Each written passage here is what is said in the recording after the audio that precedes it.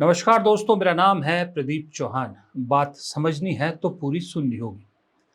30 जनवरी 1948 को जब गोडसे नाम के एक आदमी ने इस देश के राष्ट्रपिता महात्मा गांधी पर गोली चलाई थी, तो गोडसे ने इसलिए महात्मा गांधी को नहीं मारा था, जैसा कि आजकल लोगों को बताया जा रहा है कि वो महात्मा गांधी से नाराज था कि देश क्यों बंटने दिया। गोडसे ने गोली इसलिए मारी थी महात्मा गांधी को कि वो डरता था महात्मा गांधी से। डरता इसलिए था कि अगर महात्मा गांधी कुछ और साल रह जाते तो आज शायद ये जो ताकतें हैं जो सत्ता के बहाने इस देश में बंटवारे की कोशिश कर रही है, वो ताकतें उगती ही नहीं।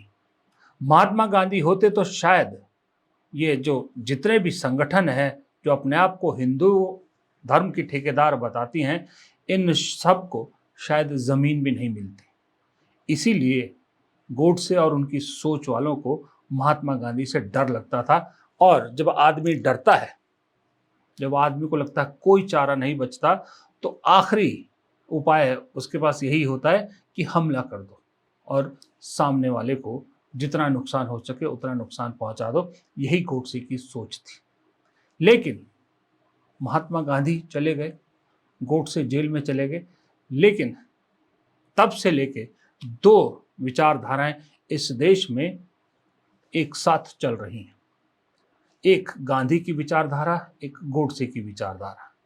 लेकिन लगातार लगातार गोडसे की विचारधारा गांधी की विचारधारा से हारती रही है इस देश में। वक्त वक्त पर जब भी टेस्ट पड़ा है, हर बार गोडसे की विचारधारा गांधी की विचारधारा से हारी है। और लगातार ये साबित होता रहा है इस देश में कि गोडसे की सोच हमेशा गांधी की सोच से डरती रही है। और आज भी जब सत्ता गोडसे की सोच को समर्थन देने वालों के हाथ में है, जब सिस्टम उनके हाथ में है, जब उनकी मर्जी चल रही है, उसके बावजूद गांधी की सोच से गोडसे की सोच डर रही है। गांधी की सोच इस वक्त कमजोर स्थिति में है, लेकिन कुचलने की लाख कोशिशों के बावजूद न गांधी मिटे, न गांधी की सोच मिटी, न वो गांधी मिटे, न आज का गांधी मिटेगा। आज भी गोडसे की सोच कैसे गांधी की सोच से डर रही है, इसका सबसे बड़ा उदाहरण है जब बीजेपी का एक प्रवक्ता, क्या नाम है उसका, प्रिंटू महादेव, केरल का प्रवक्ता, एक टीवी चैनल पर राहुल गांधी की छाती पे गोली मारने की धमकी देता है या गोली चलने की धमकी देता है। तो ये उसकी बहादुरी नहीं या उसकी फ्रस्ट्रेशन नहीं, उसका डर है। ये उस गोडसे की सोच का डर है, जिस गोडसे की सोच को लग रहा है कि बड़ी मुश्किल से बड़ी चालाकियों से हाथ में सत्ता आई थी और ये एक और नया गांधी कहां से आ गया, उसी गांधी की विचारधारा पे चल रहा है। ये तो ना करप्ट पॉलिटिशियन है, ना झुकता है, ना डरता है। यही तो महात्मा गांधी में भी था। अंग्रेज क्यों परेशान थे कि ना महात्मा गांधी बिकते, ना महात्मा गांधी डरे, ना महात्मा गांधी झुके। जिस तरह से उस गांधी ने अंग्रेजों को इस देश से भागने पर मजबूर किया, इन गोडसेवादी सोच के लोगों को लग रहा है कि ये आज का गांधी हमें भी सत्ता से बेदखल करने की तैयारी में है या कर सकता है। ये डर है सत्ता हाथ से जाने का। ये डर है कि अगर एक बार सत्ता हाथ से निकल गई तो इतने सालों में जो कुकर्म किए हैं, उन सब कुकर्मों की सजा बराबर मिलेगी।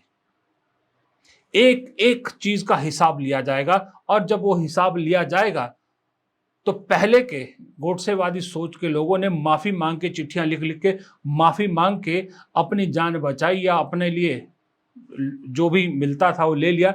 अब तो वो भी पॉसिबल नहीं है, क्योंकि अब की बार सत्ता से बाहर गए तो हिसाब यहीं का यहीं होगा।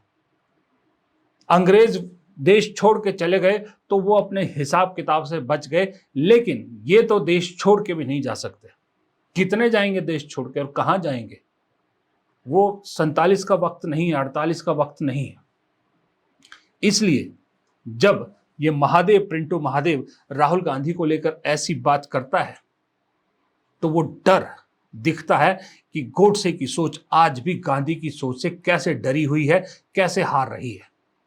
जब राहुल गांधी कहते हैं कि लड़ाई दो विचारधाराओं की है, एक गांधी की विचारधारा जो मोहब्बत की विचारधारा है, एक संघ की विचारधारा जो नफरत की विचारधारा है, तो उसका मजाक उड़ाया जाता है। लेकिन अब दिख रहा है कि वो गांधी भी सही था, ये गांधी भी सही है, क्योंकि ये संसार का नियम है, जब तक अच्छाई है तब तक बुराई भी रहती है, दोनों में से कोई मिट नहीं सकती। लेकिन आपको दिखेगा, ज्यादातर वक्त में हम सबको दिखता है कि बुराई की जीत हो रही होती है, लेकिन असल में बुराई डर के मारे वो सब हथकंडे अपना रही होती है जिससे उसका पतन और जल्दी होता है।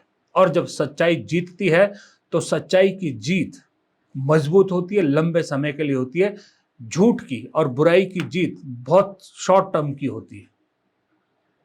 ये मैं ज्ञान नहीं दे रहा, ये हमने जो बचपन से पढ़ा है, ये उस आधार पे कह रहा हूं। अब जो पढ़ाया जा रहा है स्कूल के बच्चों को, वहां ये सब चीजें नहीं पढ़ाई जा रही, वहां कुछ और ही ज्ञान पढ़ाया जा रहा है। लेकिन हमने जो पढ़ा है उसके आधार पे तो यही निष्कर्ष निकलता है कि झूठ जितना ही बलवान हो जाए, नफरत जितनी ही बलवान हो जाए, जिंदगी बहुत छोटी होती है उसकी, बहुत जल्दी आती है, बहुत जल्दी ऊपर चढ़ती है और बहुत जल्दी जाती है। यहां भी कुछ ऐसा हो गया है, 11 साल हो गए हैं, अब विदाई का वक्त है।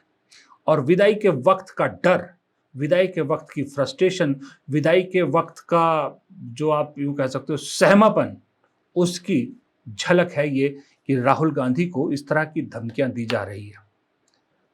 याद है आपको, पिछले साल जब लोकसभा चुनाव हो रहे थे तो दिल्ली के एक नेता, बीजेपी के एक नेता तरविंदर सिंह ने भी कुछ इसी तरह की धमकी राहुल गांधी को दी थी, जब उसने कहा था कि राहुल गांधी का भी वही हाल होगा जो उसकी दादी और पिता का हुआ था। याद है आप? और वो आदमी इतना बेशर्म कि पहले कांग्रेस में ही था, कांग्रेस के ही तलवे चाट चाट के नेता बना था। क्या हुआ? राहुल गांधी का कुछ उखाड़ पाए? आज तक नहीं उखाड़ पाए ना। उल्टा बीजेपी 240 पे अटक गई, जो 400 पार का सपना लेके बैठी थी। मोदी जी को बैसाखियों पर आना पड़ा।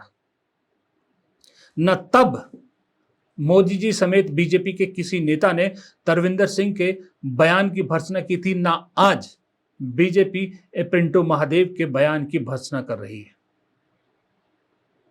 अगर एक राहुल गांधी जिस रास्ते से गुजर रहे हैं, जहां एक कार्यक्रम हो गया, वहां राहुल गांधी को निकले वक्त हो गया, पीछे से कोई सिरफिरा मंच पे चढ़ जाता है और वो मंच से, माइक से प्रधानमंत्री की मां को लेकर कुछ कहता है, तो पूरे देश को रोने पर मजबूर किया जाता है। यूं माहौल बना दिया जाता है कि पूरा देश रो रहा है। लेकिन लीडर ऑफ ऑपोजिशन उसको सरेआम एक राष्ट्रीय चैनल, एक टीवी चैनल के, सैटेलाइट चैनल के मंच पर गोली मारने की धमकी दी जाती है, तो सरकार के कान पर जूं तक नहीं देखती।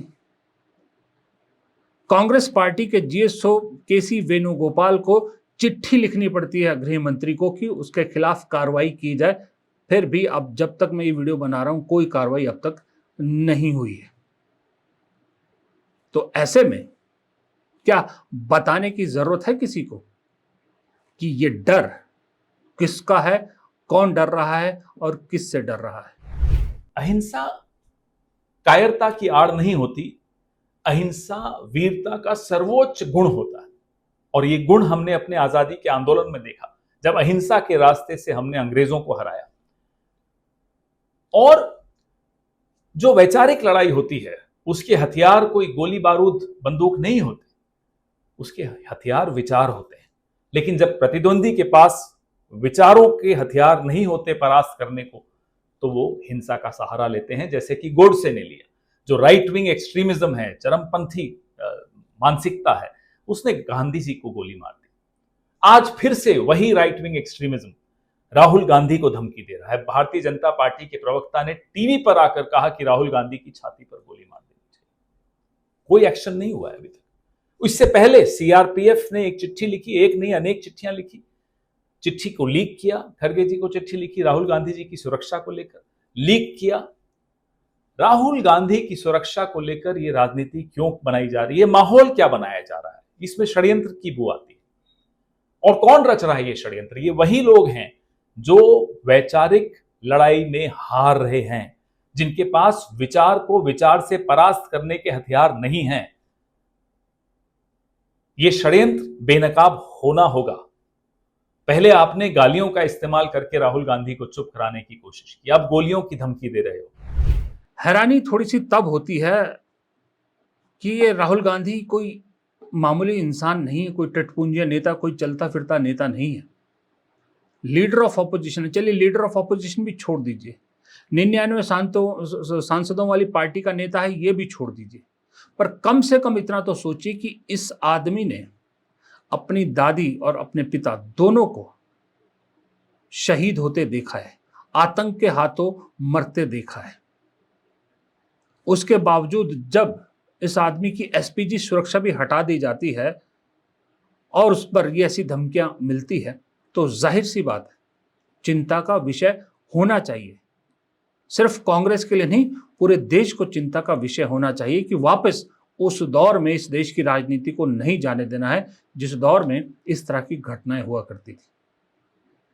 लेकिन सरकार, मुझे नहीं मालूम क्यों इन चीजों को सीरियसली नहीं ले रही। और मुझे आज सरकार से जितनी नाराजगी या हैरानी है सरकार के रुख पर इसको लेके, उतनी ही हैरानी या उससे भी ज्यादा हैरानी मुझे कांग्रेस पार्टी के रुख को लेकर है। जब से राहुल गांधी को थ्रेट आया है तब से केसी वेणुगोपाल ने चिट्ठी लिखी, पवन खेड़ा हो गए, रागिनी नायक हो गई, सुप्रिया श्रीनेत हो गई, अलका लांबा हो गई, अजय राय हो गए, श्रीनिवास हो गए, बीवी सिन्हास या यूथ कांग्रेस के प्रेसिडेंट हो, ये सब इसकी भर्त्सना कर रहे हैं। वीडियोस डाले हैं इन्होंने, सोशल मीडिया पर पोस्ट किया है। लेकिन हैरानी की बात यह है कि ये देखिए, ये सीडब्ल्यूसी की मीटिंग होती है ना, जब इसमें पूरा जमावड़ा है इन सफेद कुर्ते पजामे वालों का, जो अपने आप को जन्मजात कांग्रेसी कहते हैं। इनमें से सिवाय अशोक गहलोत के और किसी सीनियर नेता ने चुप्पी नहीं तोड़ी इस मुद्दे पर। सब खामोश, सब शांत। क्यों? ये शांति पता क्या बताती है? ये शांति ये बताती है कि राहुल गांधी जो कांग्रेस को लेकर कर रहे हैं वो बिल्कुल सही रास्ते पर है। वो जो कांग्रेस से इन सब दोगले चेहरों को बाहर कर रहे हैं ना, और ये जो बोलने वाले चेहरे हैं, नए चेहरे, इनको वापस ला रहे हैं, इनको जिम्मेदारी दे रहे हैं, बिल्कुल सही कर रहे हैं।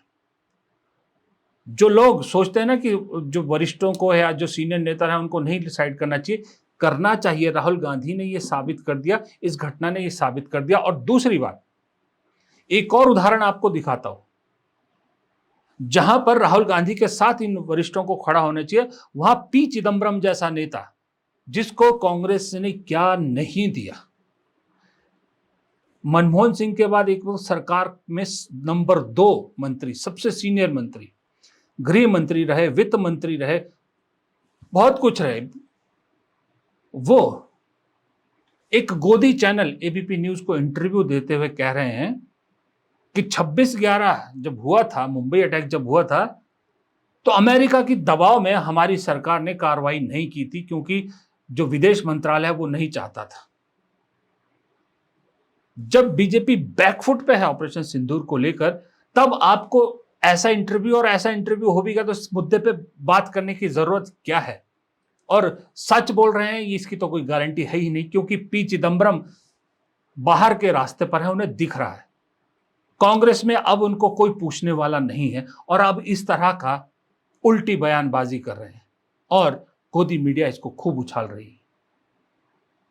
ऐसे नेताओं को कांग्रेस से अगर राहुल गांधी बाहर कर रहे हैं, घर बिठा रहे हैं, बहुत अच्छा कर रहे हैं, बहुत अच्छा कर रहे हैं।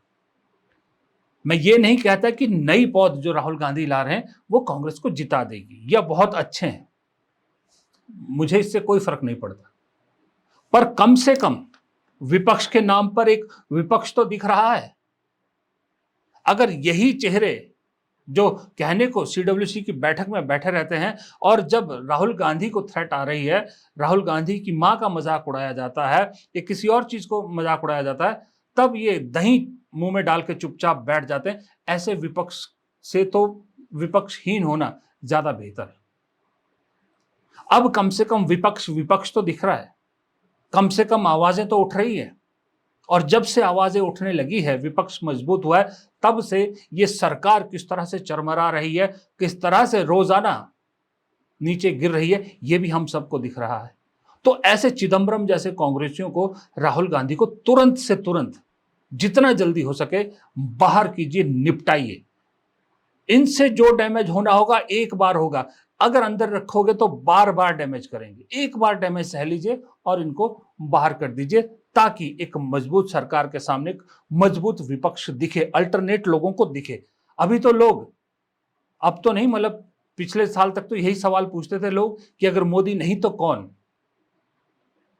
अब लोग इस सवाल से थोड़ा सा दूरी करने लगे हैं। इसको और मजबूत करने की जरूरत है, क्योंकि इस वक्त जितनी कमजोर पोजीशन पे सरकार है ना, उतनी पिछले 11 साल में कभी नहीं थी। वरना आप सोचिए, जीएसटी की गलती को सुधारने को सेलिब्रेट किया जा रहा है और जबरदस्ती सेलिब्रेट करवाया जा रहा है, लोगों में अट्रैक्शन नहीं पकड़ रहा वो मुद्दा। क्रिकेट को ऑपरेशन सिंदूर के साथ जोड़ के प्रधानमंत्री से लेके हर नेता क्रिकेट की जीत को, कल जो एशिया कप की जीत हुई उसको लेके देशभक्ति से, अपने पॉलिटिक्स से जोड़ रहे हैं। प्रधानमंत्री कह रहे हैं कि operation Sindoor on the games field, outcome is save, India wins, congrats to our cricket. Operation Sindoor के साथ जोड़ रहे हैं क्रिकेट मैच को, और क्रिकेट मैच में क्या क्या नौटंकियां करवाई गई है इस टीम से, ये बताने की भी जरूरत नहीं। पवन खेड़ा ने ठीक लिखा, प्रधानमंत्री को ठीक जवाब दिया कि प्रधानमंत्री जी, पहली बात तो क्रिकेट मैच की तुलना युद्ध के मैदान से करना ठीक नहीं है। लेकिन मजेदार अगली लाइन है, देखिए। दूसरी बात है कि अगर आपने तुलना कर ही दी है तो आपको भारतीय टीम से यह सीखने की जरूरत है कि जब जीत के करीब हो तो किसी थर्ड एम्पायर के कहने पर अच्छे कप्तान सीज फायर नहीं करते। सही जवाब दिया, सही लिखा। कहा जाता था ना, अटल बिहारी वाजपेयी भी बहुत जोर देते थे इस बात पे कि खेल और धर्म को राजनीति से दूर रखना चाहिए। लेकिन इस सरकार ने, खास करके तीसरी टर्म में जब से कमजोर हुई है, हिल रही है सरकार, धर्म को राजनीति से पूरी तरह से पिछले 11 साल से कैश किया जा रहा है। अब तो ज्यादा हो गया कैश, और अब क्रिकेट खेल को भी नहीं छोड़ा, खेल में भी राजनीति, सेना को भी राजनीति में घसीट लिया। हर चीज को राजनीति के लिए इस्तेमाल किया जा रहा है। जिन जिन चीजों को 75 साल में भारत की पॉलिटिकल पार्टीज ने राजनीति से दूर रखा, वो सब चीजों को राजनीति में घसीटा जा रहा है। वो सिर्फ इसलिए क्योंकि स्थिति कमजोर है। कभी भी कुछ भी हो सकता है, कोई भी बाजी पलट सकती है। और जैसा मैंने पहले भी कहा था कि मोदी जी, अमित शाह को हटने का डर नहीं है। वो जानते हैं कि सरकार रहेगी, कोई और प्रधानमंत्री बन जाएगा, उनको उस चीज का डर नहीं है।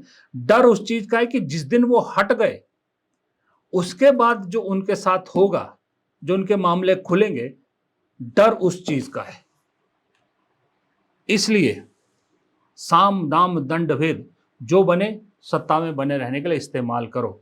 और ये क्रिकेट को लेके, इस मैच को लेके 3-3 बार पाकिस्तान से खेले हैं हम, जिसको लेके इतनी भर्त्सना हुई, उसका प्रेशर कितना था, क्रिकेट टीम के किसी खिलाड़ी पे कितना प्रेशर था, अगर आपको जानना है ना, तो उनसे भी ज्यादा प्रेशर किसी और इंसान पर था। वो था इस इंसान पर। देखिए, भारतीय टीम के कोच गौतम गंभीर, जीत के बाद जरा इनके वो देखिए, हाव भाव देखिए, कितने खुश हो रहे हैं। इतना खुश ये आदमी तब भी नहीं हुआ था जब 2011 में खिलाड़ी के तौर पर वर्ल्ड कप जीता था, 50 ओवर का वर्ल्ड कप जीता था। तब भी इतना खुश नहीं हुआ था जितना कल खुश हुआ, क्योंकि मैं समझ सकता हूं गौतम गंभीर की हालत। सबसे ज्यादा दबाव में अगर कोई था तो वो गौतम गंभीर था, क्योंकि बीजेपी का नेता है, बीजेपी से एमपी रहा है और कोच बनाया गया। कई डिजर्विंग लोगों को हटाते हुए इसे कोच बनाया गया, और क्यों बनाया गया, किस वजह से बनाया गया, ये भी आप समझते हैं। तो वो दबाव इस शख्स पे था कि अगर कल कहीं गलती से भारत मैच हार जाता है तो इस आदमी के साथ क्या क्या होता या कैसे नपता ये आदमी, बताने की ज़रूरत नहीं है। ये हालत है, ये हालत तब होती है जब आदमी सारे हथकंडे तब अपनाता है जब स्थिति खराब होती है, और जब आदमी कॉन्फिडेंस में होता है तब ये सब करने की ज़रूरत नहीं पड़ती। तब अपने काम से मतलब रखता है, जो कर रहा है उसको करता है। ये सब हथकंडे अपनाने की ज़रूरत नहीं होती कि बचत उत्सव, क्रिकेट मैच, ये सब करने की ज़रूरत नहीं होती। तो अब ऐसे मौके पे राहुल गांधी को थ्रेट देकर इतना बड़ा मुद्दा बीजेपी ने कांग्रेस को पकड़ाया, लेकिन कांग्रेसिए, सीनियर कांग्रेसिए मुंह में दही जमा के कहीं बैठ के उसको आइसक्रीम बनने की या लस्सी बनने का इंतजार कर रहे हैं, मुझे नहीं मालूम। लेकिन फिर भी इस देश को समझ तो आ रहा है कि गांधी से, गोडसे एक बार फिर डर रहा है। फिलहाल इस वीडियो में इतना ही। तो वीडियो पसंद आया तो लाइक कीजिएगा, ज़्यादा पसंद आया तो दोस्तों के साथ शेयर भी कीजिएगा, लेकिन कमेंट बॉक्स में आप ज़रूर राय दीजिएगा। जो मैंने 3-4 मुद्दे उठाए, कांग्रेसियों पर भी, गोडसे गांधी पर भी, और ये क्रिकेट का इस्तेमाल जो हो रहा है, इन सब पे अपनी राय ज़रूर दीजिएगा। हमारा ज्ञानवर्धन होता है, बहुत ताकत मिलती है हमें। और अगर आपने चैनल को सब्सक्राइब नहीं किया तो हाथ जोड़ के गुजारिश है, चैनल को सब्सक्राइब ज़रूर कीजिएगा। नमस्कार।